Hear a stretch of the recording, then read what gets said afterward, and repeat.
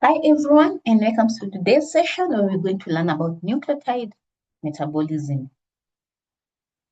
And so by the end of this session, we'll be able to discuss different pathways of nucleotide synthesis, including essential steps and regulatory mechanisms, and look at nucleotide degradation as well as related disorders. So let's start off with an overview about nucleotide synthesis. And as we all know, nucleotides are building blocks for DNA and RNA.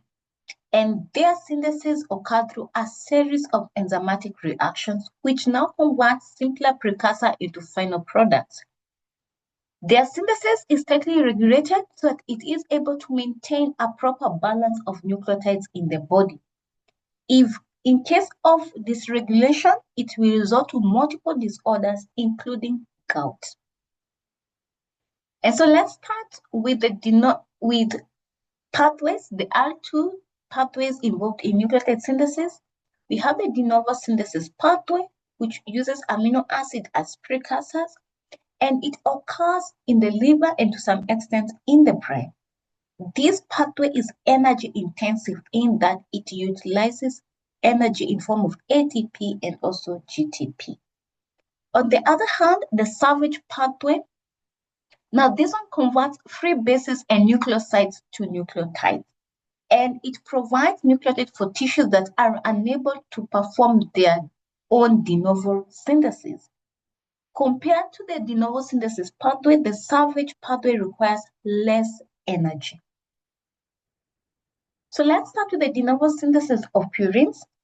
And this process begins with ribose 5-phosphate, which is produced from the pentose phosphate pathway. So in the first step, ribose 5-phosphate is activated by ribose 5-phosphopyrophosphate kinase, kinase or synthetase to form 5-phosphoribosyl alpha pyrophosphate, that is PRPP. And this is a key starting molecule. So the pyrophosphates makes the ribose carbon highly reactive, allowing amine groups from glutamine to attach. So then from here, the purine is assembled step by step directly on the ribose portion of PRPP. So in the very first committed step of the pathway, the enzyme PRPP amidotransferase transfers an amide nitrogen from glutamine to PRPP, forming phosphoribosyl beta amine. And this reaction commits the molecule to the purine biosynthesis pathway. The enzyme PRPP amidotransferase is subject to inhibition, that is feedback inhibition from AMP, GMP, and also IMP. And increased concentration of PRPP tends to activate purine synthesis. In the next steps, glycine, formal tetrahydrofolate, glutamine, carbon dioxide, aspartate, and also formal tetrahydrofolate will add the remaining atoms to form IMP. It is important to mention azathioprine acts as a glutamine analog, and it competitively and irreversibly inhibits amidotransferases in the de novo synthesis of purine. So now we have generated IMP, which will serve as the branch point for synthesis of AMP and GMP. And we shall say that each branch requires specific enzymes and energy source. So the conversion of IMP to AMP occurs in two enzymatic steps. And the first step is the formation of adenyl succinate. And the enzyme that catalyzes that reaction is a synthase. And ATP provides the energy for this reaction. It also requires magnesium ion as a cofactor. So the use of GTP as a source of energy, it maintains a balance between the purine pools. Aspartate will donate the amino group to form AMPS. So the second step is the formation of AMP, and this reaction is characterized by adenyl succinase, and which cleaves fumarate to form AMP. IMP can then follow a second pathway to form GMP. This pathway also involves two key enzyme steps, but it differs from AMP pathway in both the energy source and also the nitrogen donor. So the first step is the formation of xanthine monophosphate, and this reaction is characterized by IMP dehydrogenase, and NAD+ is a cofactor. The next step is the conversion of xanthine monophosphate to guanosine monophosphate, that is GMP.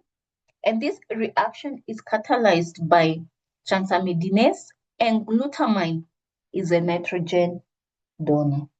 And this reaction requires energy in form of ATP. So once AMP and GMP are formed in purine metabolism, they can then be converted into higher energy forms, that is ADP and ATP. Enzymes involved include kinase, which converts the monophosphate to their respective diphosphate. So in case of AMP, it is converted to ADP, whereas GMP will be converted to GDP. Next, we have the diphosphate kinase converting GDP to GTP, which is an RNA nucleotide, whereas ATP synthase can also be used to convert ADP to ATP, another RNA nucleotide. For DNA, the ribonucleotides must be converted to deoxyribonucleotides. And this action occurs through the action of ribonucleotide reductase, which removes the hydroxy group from carbon number 2 of the ribose sugar. And so ADP, it will be then converted to DADP, and DADP will then be phosphorylated to form DATP, a DNA nucleotide. GDP, through the activities of, or through the actions of ribonucleotide reductase, will be converted to DGDP, which will then be phosphorylated to form DGTP, another nucleotide, another DNA nucleotide. So ribonucleotide reductase is only active when the cells are actively synthesizing DNA. So having looked at the de novo synthesis of purines, now let us have a look at the salvage pathway. And it is an energy-saving process by which cell recycles purine bases and nucleotides to generate nucleotides. And so we have free bases attaching to PRPP. For example, we have adenine attaching to PRPP to give us AMP. And the reaction is catalyzed by adenine phosphoribosyltransferase transferase. Hypoxanthine also takes up PRPP and it's converted to IMP. You remember this was a branching point at the de novo synthesis, and the enzyme that catalyzes this reaction is hypoxanthine guanine phosphoribosyltransferase transferase. The same case with guanine. It is converted to GMP, and the reaction that catalyzes this reaction is also a hypoxanthine guanine phosphoribosyltransferase transferase, where guanine will take up PRPP. And then the monophosphate will then be converted to their respective diphosphate and triphosphate nucleotides. Now let us look at purine breakdown, and this is a process by which purine nucleotides are degraded to provide uric acid, the end product of purine breakdown in humans. So AMP can be broken down through two pathways. First is conversion of AMP to adenosine, and this is done by the action of nucleotides. And AMP can also be deaminated through the activities of AMP deaminase, where the ammonia is removed to form IMP. And so adenosine and IMP can then form inosine.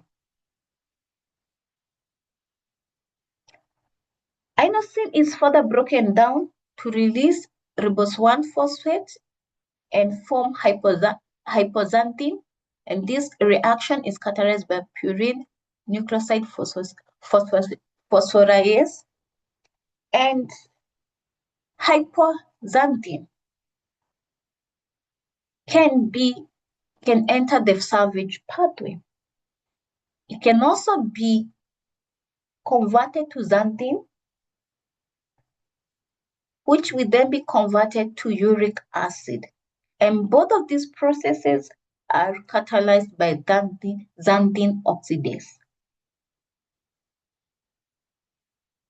And as we shall see, this enzyme is subject to be inhibited by allopurinol.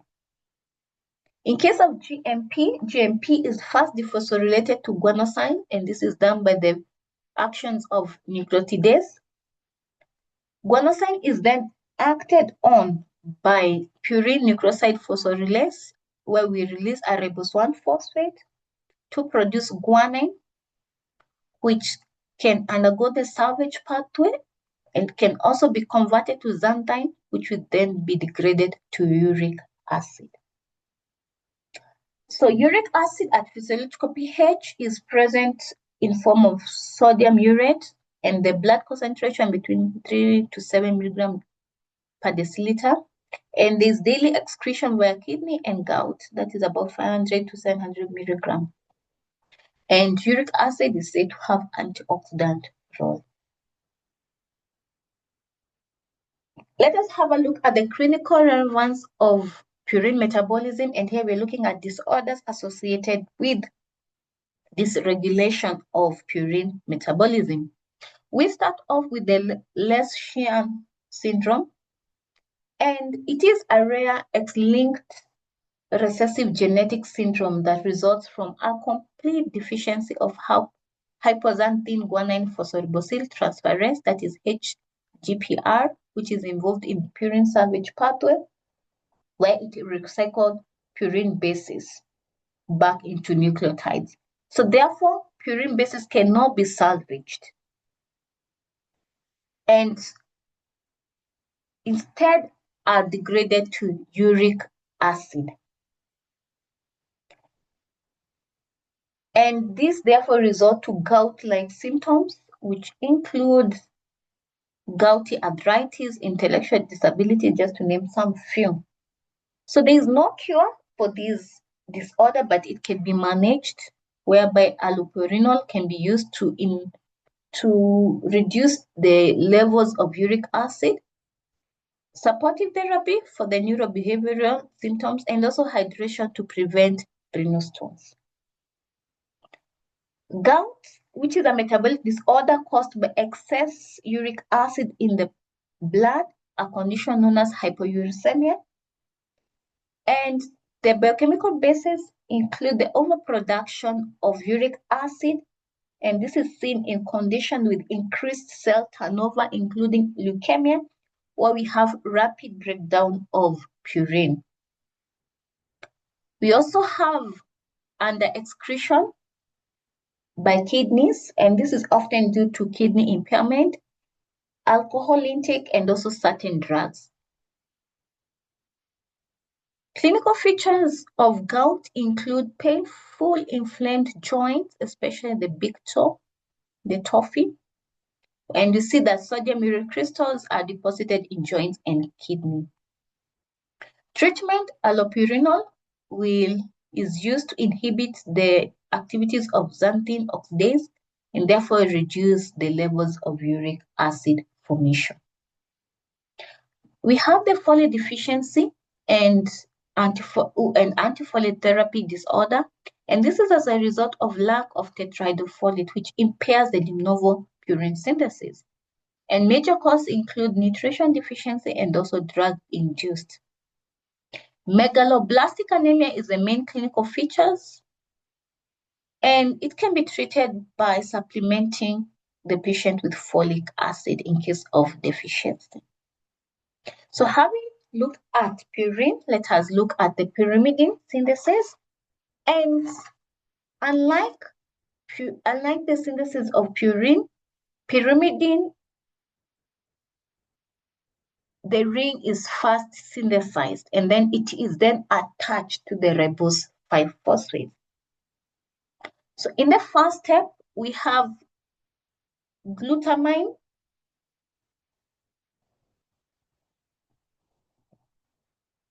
donating the nitrogen atom and a combination of carbon dioxide and 2 ATPs to form carbonyl phosphate. And this reaction is characterized by carbonyl phosphate synthetase 2. It is inhibited by UTP but activated by PRPP. Next, we have aspartate transcarbamylase, which catalyzes the reaction where carbonyl phosphate will combine with aspartate to form carbonyl aspartate. Through the actions of dehydroorotase, carbonyl aspartate is converted to dehydroorotate. And this is the first ring structure of the pyrimidine base. The next reaction is the formation of orotate, and this is done by dehydroorotate dehydrogenase, where we have the removal of water and also an addition of the NAD+. Orotate is then takes up PRPP to form OMP. So we have a transfer of the PRPP to the base to form OMP.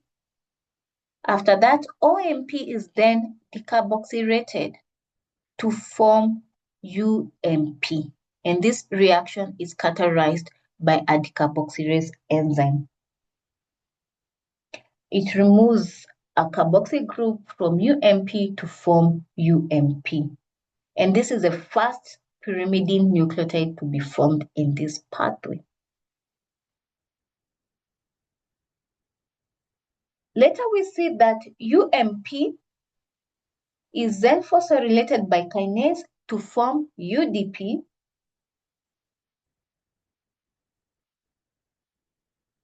And UDP is then converted to UTP. And that is through the action of phosphorylation and through the activity of CTP synthetase, UTP is converted to CTP. And here we have addition of an amino group, which is donated by glutamine to produce CTP, and it's an ATP-dependent pathway. About regulation, as we said earlier, UTP will inhibit carbonyl phosphate synthetase, whereas CTP will inhibit aspartate transcarbamylase.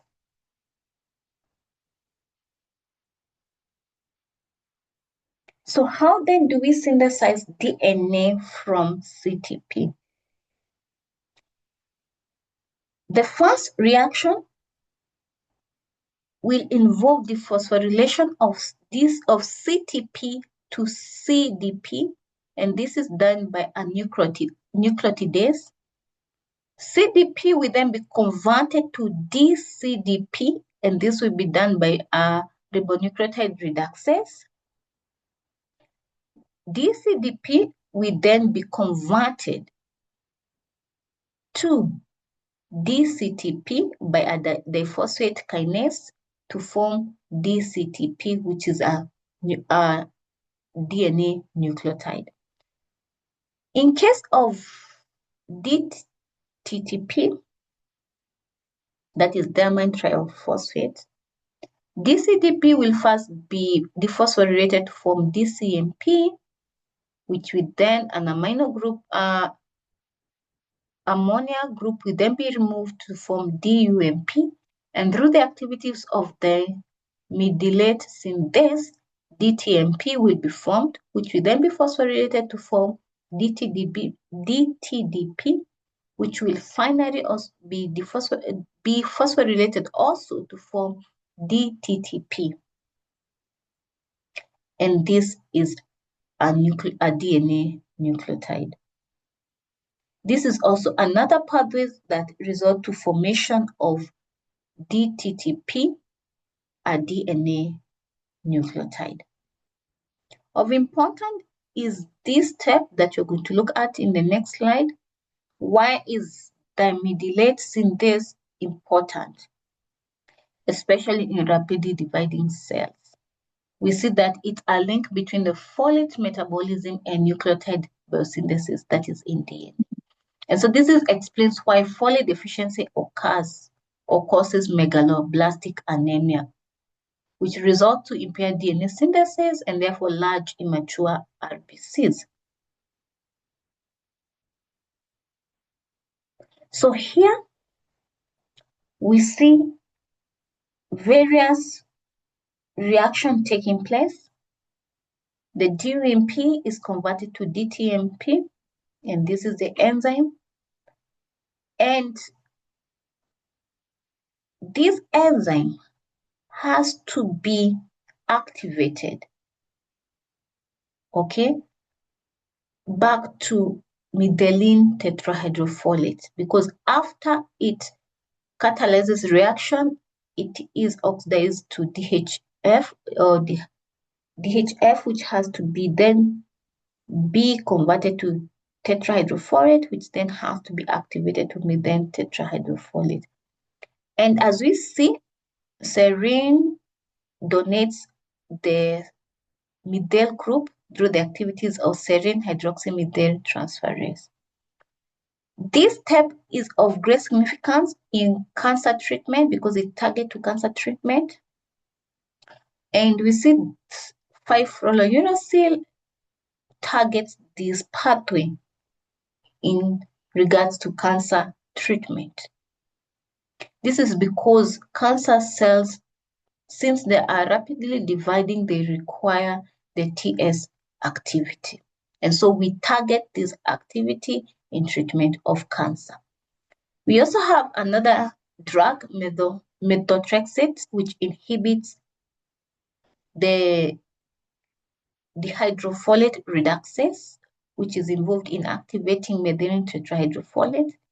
And therefore, by inhibiting this enzyme, that means this step of converting DUMP to DTMP is affected and therefore cannot function.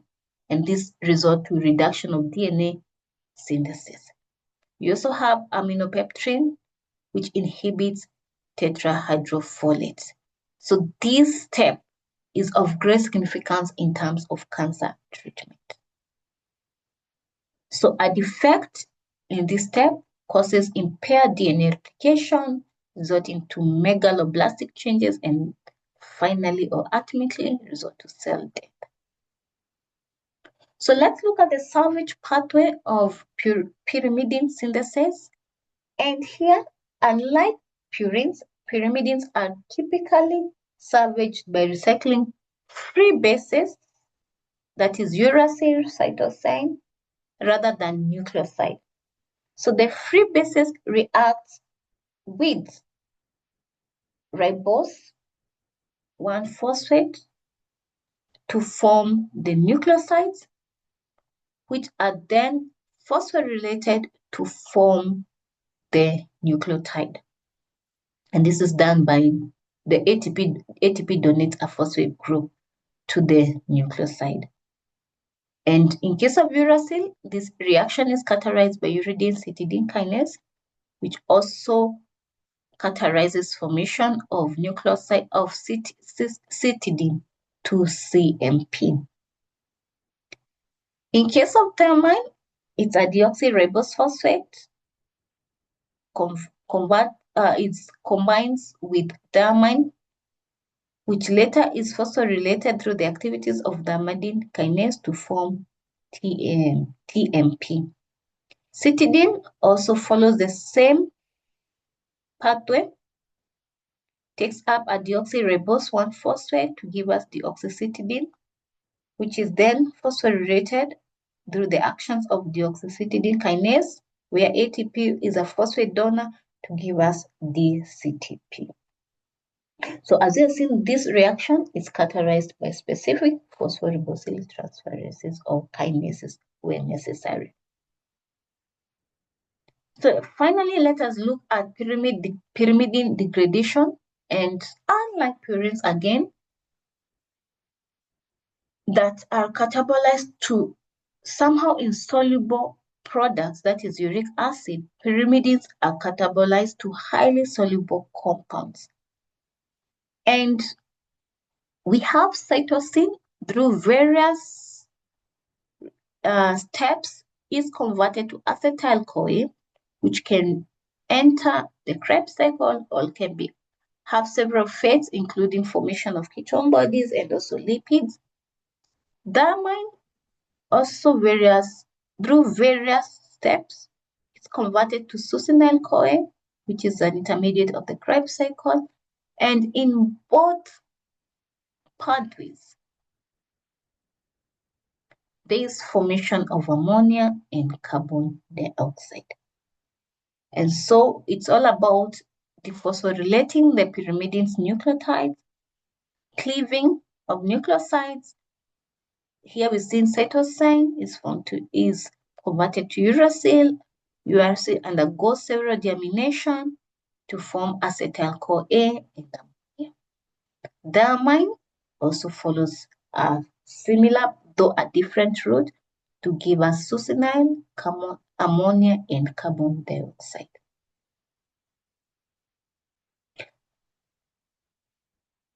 So looking at the disorders associated with pyrimidine metabolism, since the products of pyrimidines are water soluble, so overproduction of the catabolites is rarely associated with any clinical significant abnormalities. However, we have the uric acid urea, which is an inherited disorder in which pyrimidine nucleotide biosynthesis is defective. And it results due to a defect in the UMP synthase, which converts uric acid to UMP. And they are of two types.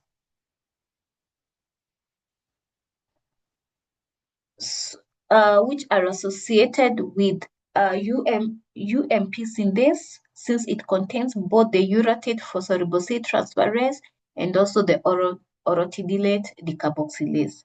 So the UMP synthase contains these two enzymes. And there are two types of these disorders as in regards to the deficiency of the enzymes. So if in type 1, we have a deficiency of both enzymes, that is orotate phosphoribosyltransferase transferase and also the decarboxylase. Whereas in this type 2, only the decarboxylate is deficient. And so this results to accumulation of orotic acid in the blood, and there'll be an increased excretion in urine.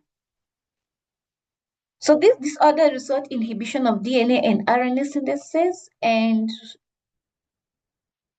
individuals affected, they have features of growth retardation and also anemia. However, treatment can be done by feeding cysteine and uridine. And so with that, we come to the end of this session where we have looked at purine and pyrimidine synthesis, that is both de novo synthesis and the salvage pathway. We have also looked at degradation of each group of nucleotides and associated disorders as a result of dysregulation of their metabolism. And so until the next session, thank you.